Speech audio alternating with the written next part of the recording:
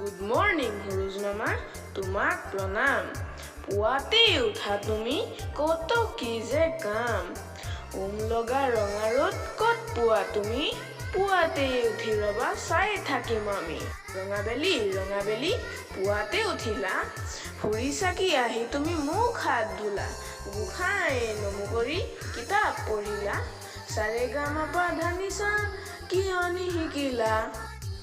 সাৰেগামাপা সাধু কোৱা মা, মাপা ধানিছা টোপনি তই যা। সানি ধাপা মাগাৰেছা, ৰাতি হলে কবানে মা। আমাৰ ওচৰতে মাহীদেউৰ ঘৰ, তেওঁৰ পুতলাটোৰ হলে দিন জ্বৰ। হাঁচিও পানী লগা জ্বৰ।